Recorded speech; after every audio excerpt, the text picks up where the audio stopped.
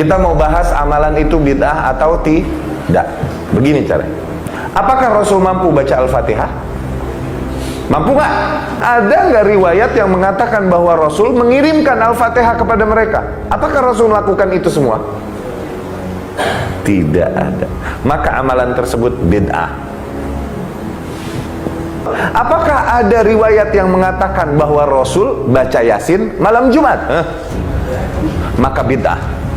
Baca Yasin 3 hari, 7 hari, 40 hari mati. Ada nggak di sini? Di sini ada kan? 7 harian, 40 harian, 100 harian, di sini ada kan? Baca Yasin sama tahlilan. Adakah riwayat yang mengatakan hal itu? Enggak ada. Maka bid'ah.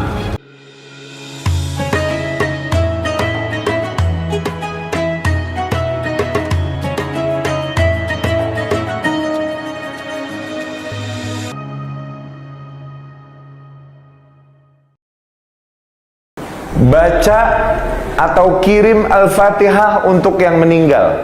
Ini terjadi di masyarakat Melayu. Transfer Al-Fatihah macam transfer fulus lah tuh di ATM. Transfer Al-Fatihah buat yang sudah meninggal. Oke? Kita mau bahas amalan itu bid'ah atau tidak. Begini caranya. Yang pertama, apakah Rasul mampu baca Al-Fatihah? Tuh, pertanyaan pertama, apakah Rasul mampu melakukannya? Apakah Rasul mampu baca Al-Fatihah? Mampu nggak? Nah, begitu.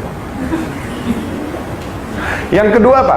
Adakah kondisi yang menuntut Rasul kan? Oke. Ada nggak kira-kira orang yang pantas Rasul kirimkan Al-Fatihah? Sahabat yang mati berjuang membela Rasul SAW. Pantaslah mereka Rasul kirimkan Al-Fatihah. Ada kan? Oke. Setelah itu semua, ada nggak riwayat yang mengatakan bahwa Rasul mengirimkan Al-Fatihah kepada mereka? Apakah Rasul melakukan itu semua? Tidak ada. Maka amalan tersebut bid'ah.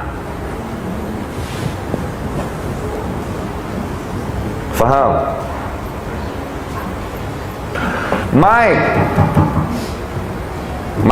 Mikrofon bid'ah dong. Ini kan zaman Rasul nggak ada, jadi sekarang kalau mau azan teriak-teriak aja sono. Begitu. Kita pakai rumus tadi. Apakah Rasul mampu melakukannya? Rasul mampu nggak bikin mic? La yukallifullahu nafsan illa usaha. Rasul nggak mampu. Ya udah jangan dibahas. Emang Rasul nggak mampu. Berbeda ketika bicara Al-Fatihah. Rasul mampu dan Rasul tidak melakukannya. Paham? Kasus lain, biar lebih paham. Baca Yasin malam Jumat. Ini terjadi di Indonesia, di Malaysia. Baca Yasin malam Jumat. Rumus yang pertama apa tadi? Apa Rasul mampu melakukannya? Tayyib. Rasul mampu nggak baca Yasin?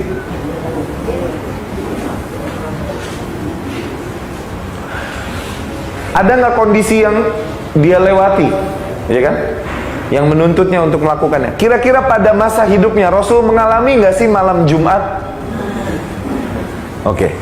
Setelah itu semua, apakah ada riwayat yang mengatakan bahwa Rasul baca Yasin malam Jumat? Maka bid'ah.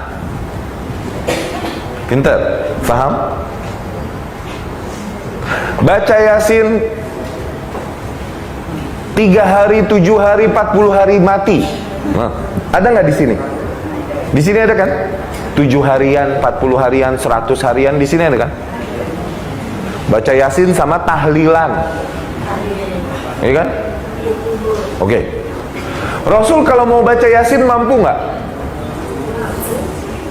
Ada nggak kira-kira orang-orang yang pantas Rasul bacakan atas mereka Yasin setelah meninggal?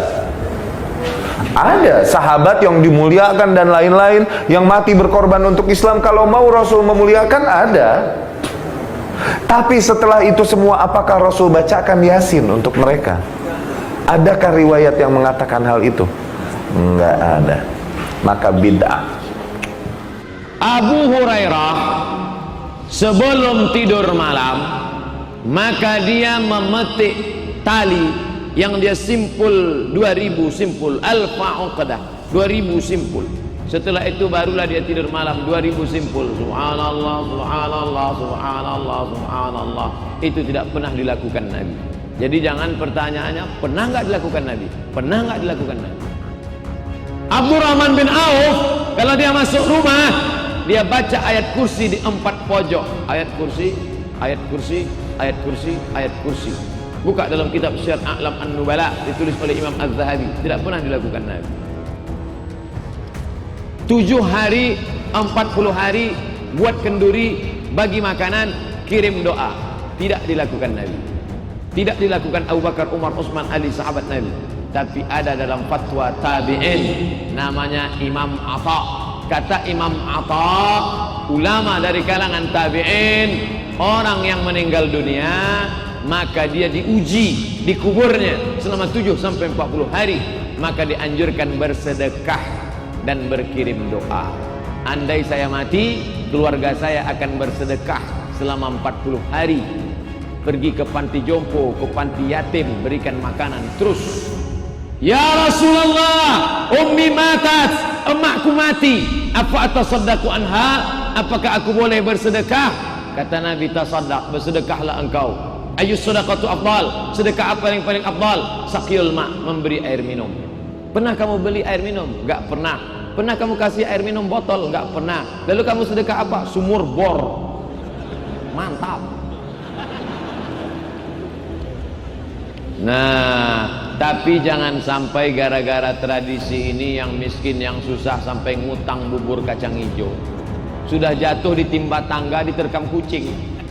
Maka kita pesan ke dia, Pak, kami tahu Bapak tak mampu, istrimu meninggal dunia, maka kamu jangan ngutang-ngutang, kami yang akan bawakan makanan.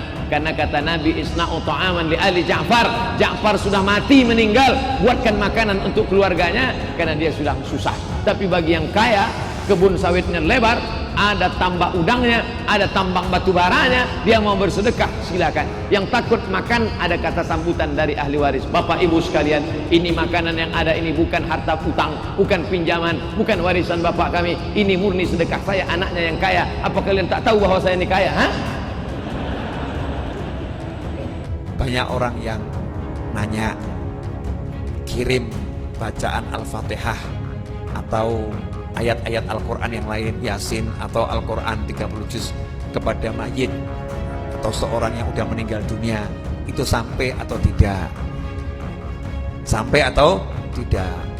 Ada yang dengan keras mengatakan tidak sampai, bid'ah, neraka. Ada yang mengatakan seperti itu. Lantas bagaimana komentar Pak Novel ya terhadap pernyataan tersebut? Sebetulnya sampai atau tidak? Wahai umat Islam di negara yang sangat aku cintai ini, tanah airku Indonesia, dan dimanapun Anda berada, bertanyalah pada ulama. Umat Islam di negara ini mengamalkan yang namanya tahlilan, mengamalkan yang namanya kirim surat Al-Fatihah, kirim surat Yasin, ya, kirim Al-Quran kepada yang meninggal dunia, turun-temurun dari dahulu kala sampai hari ini, dan insya Allah ila yaumil kiamat. Dan itu bukan diajarkan oleh orang bodoh kepada orang bodoh, tetapi diajarkan oleh para ulama kepada para ulama dari satu generasi ke generasi berikutnya. Dalilnya apa? Saya mau ambil satu dalil saja. Dalil ini difatwakan oleh Mufti Mesir, Syekh Ali Al-Jum'ah, Syekh Ali Jum'ah, Mufti Mesir. Insya Allah nanti akan saya share rekamannya. Ya, tapi ini biar yang ini di-share juga.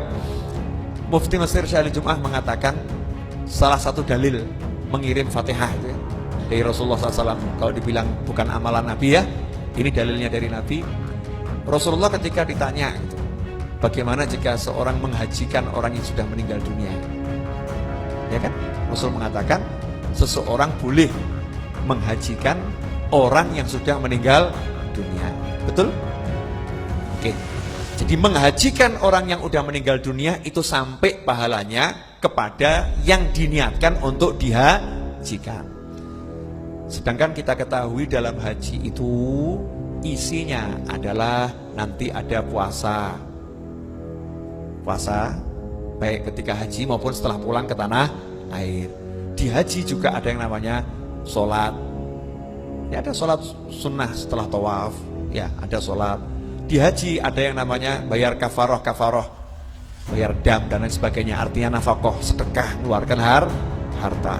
Di haji ada yang namanya talbiyah, labbaik Allahumma labbaik, ada zikir. Di haji ada yang namanya qiraatul Quran. Artinya satu contoh dari Nabi, amalan haji itu mencakup semua amalan yang dilakukan oleh umat Islam Indonesia dalam rangka mengirimkan pahala amal soleh kepada yang telah meninggal dunia. Jadi kalau ada orang bilang kirimkan Fatihah nggak sampai, berarti orang yang sholat untuk yang sudah meninggal dunia dan ibadah haji tadi semua amalan hajinya nggak akan sampai. Makanya nggak usah bingung dalil lagi. Satu dalil ini buat orang yang punya hati sudah cukup. Buat yang ngeyel, wallahu a'lam. Ya. Jadi kalau Anda nggak sepakat nggak apa-apa. Tapi kalau tanya dalilnya, ini loh salah satu dalilnya. Dan ini difatwakan oleh seorang mufti Mesir, Syekh Al-Jum'ah, ulama yang luar biasa, bukan sembarang ulama. Makanya kita belajar dari banyak ulama, jangan cuma 1-2 ulama itu tok yang dipegang. Ulama-ulama besar yang lain kemudian ditinggalkan. Semoga ini barokah. Nah, saudara-saudara seiman semua, perbedaan pendapat mengenai amalan seperti mengirim Al-Fatihah, tahlilan, dan yasinan untuk orang yang telah meninggal memang sering menjadi topik perdebatan di kalangan umat Islam. Sebagian ulama menganggapnya sebagai bid'ah, sementara yang lain membolehkannya dengan dasar dalil tertentu. Ustadz Riyad Bajrai misalnya, dikenal sebagai ulama yang berpegang teguh pada pemahaman bahwa amalan seperti tahlilan dan yasinan adalah bid'ah yang tidak diajarkan oleh Nabi Muhammad dan para sahabat. Pendapat ini sering dikaitkan dengan mazhab yang lebih ketat dalam mendefinisikan bid'ah, yakni setiap amalan ibadah yang tidak memiliki dasar langsung dari Nabi dianggap sebagai sesuatu yang tidak boleh dilakukan. Namun, Ustadz Abdul Somad memiliki pendekatan yang lebih luas dalam melihat masalah ini.